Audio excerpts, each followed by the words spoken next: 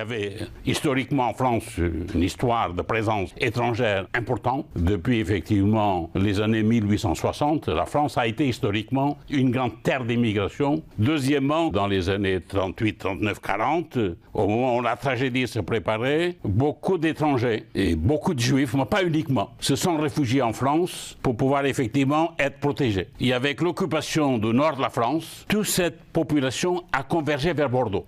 Bordeaux a été, à partir du 20 mai 1940 jusqu'au 20 juin 1940, le cul-de-sac de l'Europe. Elle est devenue la capitale de la France parce que le gouvernement, l'ensemble des institutions de la République se sont installées à Bordeaux. Ce qu'il faut également que vous sachiez, c'est que le régime de Vichy est né à Bordeaux, et c'est à Bordeaux, entre le 14 et le 17 juin, qu'on a assassiné la Troisième République.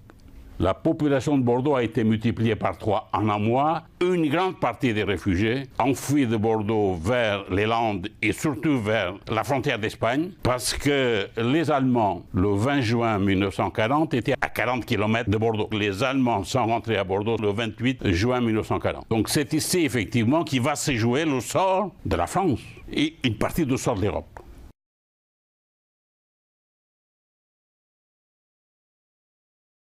Aristide Soussamas était un royaliste, humaniste, et plutôt un homme ancré, parce qu'il a été formé en droit, et était un diplomate. Cet homme, au nom de ses valeurs, mais également de sa foi, va décider de désobéir. Désobéir est un acte de résistance. Parce que désobéir, c'est désobéir d'abord à des ordres. C'est désobéir suivant une pensée majoritaire. Désobéir exige un certain courage. Il a pris les risques, il était conscient de ça. Tous les témoignages montrent que les Bordelais ont été indifférents et pas solidaires, parce que tout ça, ça s'est passé en quelques jours, y compris au sein de la communauté juive de Bordeaux, qui non plus n'a pas compris qu'elle était menacée. Le frère d'Aristide, César, qui avait été ministre de Salazar, il a été nommé ambassadeur de Portugal à Berlin. Donc Aristide va être à Berlin en 1936, pendant 2 mois. Il va être témoin de ce qui était en train de se monter en Allemagne. César va être nommé ambassadeur de Portugal en Pologne. Il va être le témoin visuel du drame de la Pologne. Parce que l'occupation de la Pologne en 1939 a été le premier acte barbare du nazisme, qui a été quelque chose d'inimaginable. Et donc Aristide va être au courant de tous ces faits. Il a maîtrisé assez rapidement sa peur, et donc dès le 21 novembre 1939, il va commencer à délivrer des visas clandestins. Il a eu peur de cette foule de gens qui se tournaient vers lui, un peu comme s'il était le sauveur. Il rencontre un rabbin et puis ils discutent. Et au bout d'un jour ou deux, il lui dit « Je vais vous faire un visa et vous allez pouvoir partir avec vos enfants par le Portugal. » Et le rabbin lui dit « Mais c'est pas moi qu'il faut sauver, c'est tous mes frères. » Et ça provoque chez cet homme une espèce de crise mystique. Il rentre pratiquement en catalepsie, il va dans sa chambre, il s'enferme pendant 3 jours et 3 nuits, tout seul. Il ressort au bout de 3 jours et 3 nuits de sa chambre. Il n'avait plus un poil de noir, il était les cheveux tout blancs. Et il dit, bon, maintenant c'est fini, j'ai décidé, tout le monde aura des passeports. Et c'est ce qu'il fait. Son acte essentiel, c'est délivré entre le 21 novembre 1939 et le 20 juin 1940, il délivre, d'après les éléments, entre 32 et 33 000 visas.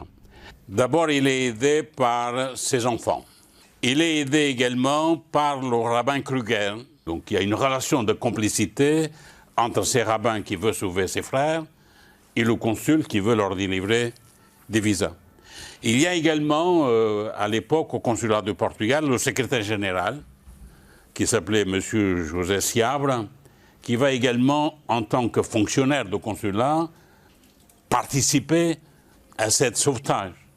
Il a sauvé 30 000 personnes, dont 10 000 juifs, qui ont pu quitter Bordeaux vers le Portugal via l'Espagne. Bordeaux a été bombardé dans la nuit du 19 au 20 juin. Une partie des réfugiés qui demandaient effectivement sa protection vont fuir vers Bayonne, lui va les accompagner vers Bayonne. Et il se met à signer des visas à Bayonne. Rue du Pilori, où était le consulat du Portugal à Bayonne, mais qui était au 2e ou 3e étage. Et c'est des petites maisons de bois avec des escaliers en bois, etc. Et donc il y a une foule qui commence à s'agréger dans les escaliers. Et ils ont eu peur que l'escalier s'écroule. Alors il a dit non, descendez dans la rue, je viens. Il a fait descendre une table, il s'est installé dans la rue et s'est mis à signer les visas dans la rue. Et il a encore sauvé comme ça quelques centaines de personnes. Le 22-23 juin, il apprend qu'une partie de ses visas a été refusée à la frontière à Hendaye. Il se déplace à Hendaye, il continue à accompagner et à soutenir les réfugiés, ces personnes qui étaient menacées par l'avancée des troupes allemandes. Quand l'armistice a été signé, la frontière s'est vraiment fermée. Alors il leur a dit, pour les restants, vous me suivez. Il a pris sa grosse limousine.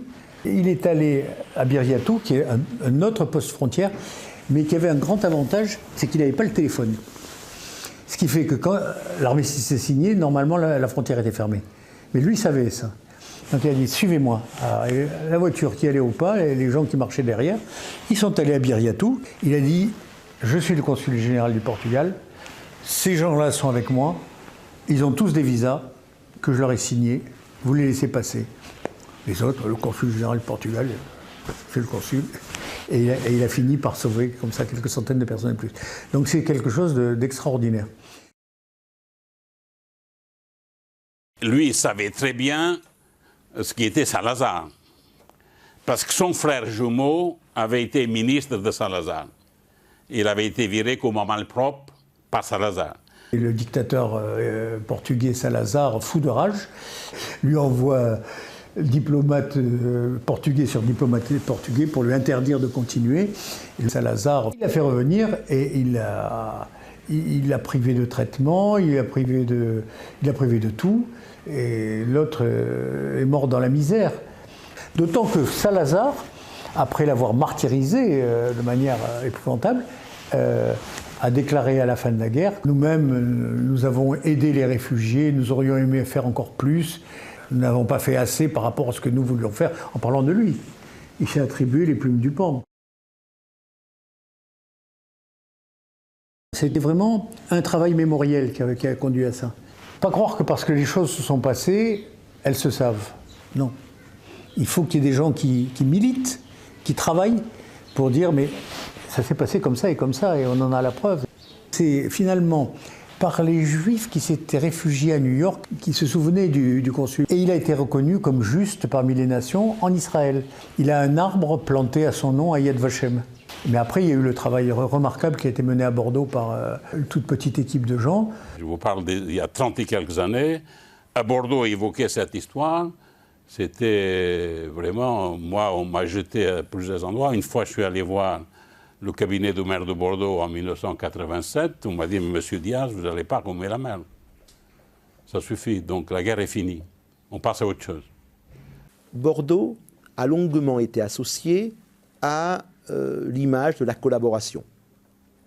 Adrien Marquet, qualifié comme le maire le plus collaborationniste de France, donc a mis en avant l'image d'une ville donc collaborationniste. La mémoire locale a souhaité mettre en lumière une autre image. La figure de Sousa Mendes est devenue une figure importante qui était celle de la résistance, celle du juste. Avec tout le travail qui a été fait, donc aujourd'hui Aristides est considéré comme un héros qui a effectivement eu un acte de courage extraordinaire, mais ça s'est fait 50 ans plus tard.